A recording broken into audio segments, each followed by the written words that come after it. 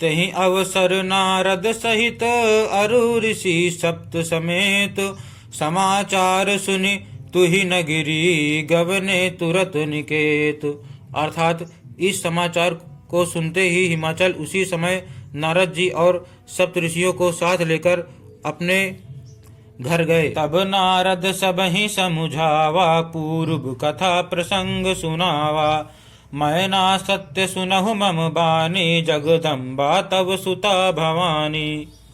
अर्थात तब नारद जी ने पूर्व जन्म की कथा सुनाकर सबको समझाया और कहा कि हे मैना, तुम मेरी सच्ची बात सुनो। तुम्हारी यह लड़की साक्षात जगत जननी भवानी है। अजा अनादि शक्ति अविनाशिनी, सदा शंभु अर्धंग निवासिनी।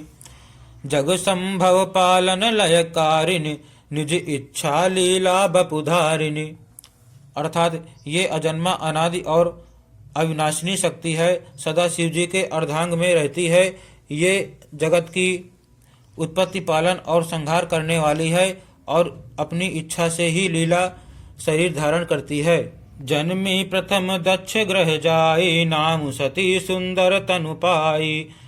तहु सती शंकर विवाही, कथा प्रसिद्ध सकल जग माही।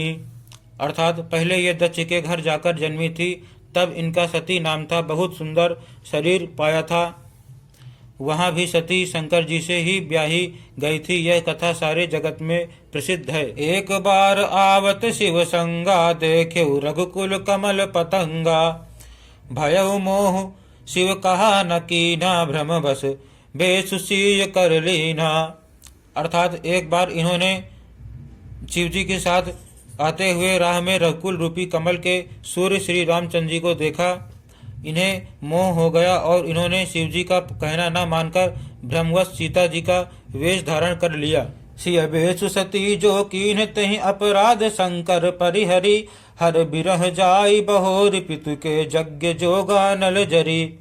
अब जन्मी तुम्हारे भवन, निज पति लागी दारुण तप किया।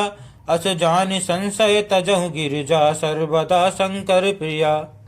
अर्थात पति जी ने जो सीता का वेश धारण किया, उसी अपराध के कारण शंकर जी ने उनको त्याग दिया। फिर शिव जी के वियोग में ये अपने पिता के यज्ञ में जाकर वहीं योग अग्नि में भस्म हो गई। अब इन्होंने तुम्हारे घर जन्म लेकर अपने पति के लिए कठिन तप किया है, ऐसा जानकर संदेह छोड़ दो। पार्वती जी तो सदा ही शिव जी की प्रिय अर्धांगिनी हैं। सुनि नारद के बचन तब सब कर मिटा विषाद। छन महु व्याप्यउ सकल पुर, घर घर यह संवाद। अर्थात तब नारद के वचन सुनकर सबका विषाद मिट गया और क्षण भर में यह समाचार सारे नगर में घर घर फैल गया। तब मैं ना हिमवंतु आनंदे, पुनि पुनि पार्वती पद बंदे। नारी पुरुष शिशु जुबा सयाने, नगर लोग सब अति हर्षाने। अर्थात तब मैना और हिमवन आनंद में मग्न हो गए और उन्होंने बार बार पार्वती के चरणों की वंदना की। स्त्री पुरुष बालक युवा और वृद्ध नगर के सभी लोग बहुत प्रसन्न हुए। लगे होनपुर मंगल गाना, सजे सबहि हाटक घटनाना। भांति अनेक भई जीव, नारा सूप शास्त्र जस कछु व्यवहारा। अर्थात नगर में मंगल गीत गाए जाने लगे और सबने भांति भांति के सुवर्ण के कलश सजाए। पाक शास्त्र में जैसी रीति है उसके अनुसार अनेक भांति की जेवनार हुई रसोई बनी। तो जेवनार की जाय बखानी, बसई भवन जहि मातु भवानी। सादर बोले सकल बराती, विष्णु विरंचित देव सब जाति। अर्थात जिस घर में स्वयं माता भवानी रहती हो, वहाँ की जेवनार भोजन सामग्री का वर्णन कैसे किया जा सकता है।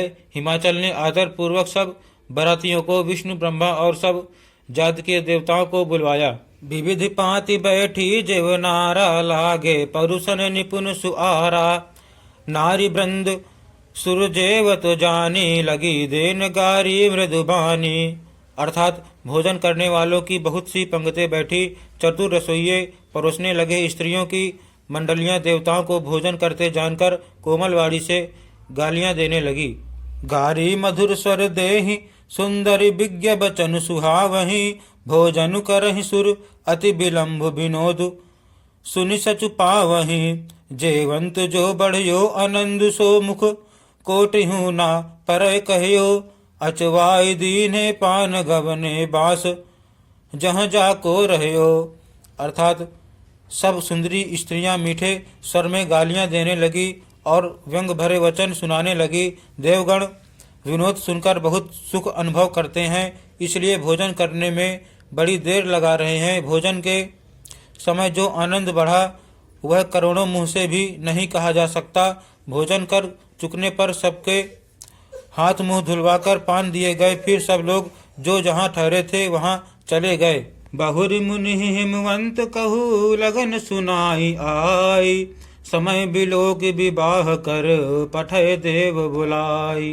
अर्थात फिर मुनियों ने लौटकर हिमवान को लग्न पत्रिका सुनाई और विवाह का समय देखकर देवताओं को बुला भेजा। बोली सकल सुर सादर लीने सबह जथोचित आसन दीने। वेदी वेद विधान सवारी सुभग सुमंगल गावहि नारी। अर्थात सब देवताओं को आदर सहित बुलवा लिया और सबको यथा योग आसन दिए। वेद की रीति से वेदी सजाई गई और स्त्रियां सुंदर श्रेष्ठ मंगल गीत गाने लगी। सिंहासन अति दिव्य सुहावा जाई न बरन बिरंची बनावा। बैठे शिव विप्रन सिरुनाए हृदय सुमिर निज प्रभु रघुराई। अर्थात वेदिका पर एक अत्यंत सुंदर दिव्य सिंहासन था जिसकी सुंदरता का वर्णन नहीं किया जा सकता, क्योंकि वह स्वयं ब्रह्मा जी का बनाया हुआ था। ब्राह्मणों को सिर नवाकर और हृदय में अपने स्वामी श्री रघुनाथ जी का स्मरण करके शिव जी उस सिंहासन पर बैठ गए। बहुरी मुनि सन उमा बुलाई कर सिंगारु सखी लय आई। देखत रूप सकल सुर मोहे बरनय छवि अस जग कवि को है। अर्थात फिर मुनीश्वरों ने पार्वती जी को बुलाया। सखियां श्रृंगार करके उन्हें ले आई। पार्वती जी के रूप को देखते ही सब देवता मोहित हो गए। संसार में ऐसा कवि कौन है जो उस सुंदरता का वर्णन कर सके। जगदम्बिका जानि भव भामा सुरन मन ही मन कीन प्रणामा। सुंदरता मरजाद भवानी जाई न कोटिहु बदन बखानी। अर्थात पार्वती जी को जगदम्बा और शिव जी की पत्नी समझकर देवताओं ने मन ही मन प्रणाम किया। भवानी जी सुंदरता की सीमा है, करोड़ों मुखों से भी उनकी शोभा नहीं कही जा सकती। कोटिहु बदन नहीं बने बरनत जग जननी शोभा महा। सकुचहि कहत श्रुति शेष शारद मंद मति तुलसी कहा। छवि खानी मातु भवानी गवनी मध्य मंडप शिव जहाँ। अब लोक सकहि न सकुच पदि पद कमल मनु मधु करु तहाँ। अर्थात जगजननी पार्वती जी की महान शोभा का वर्णन करोड़ों मुखों से भी करते नहीं बनता। वेद शेष जी और सरस्वती जी तक उसे कहते हुए सकुचा जाते हैं, तब मंदबुद्धि तुलसी किस गिनती में है।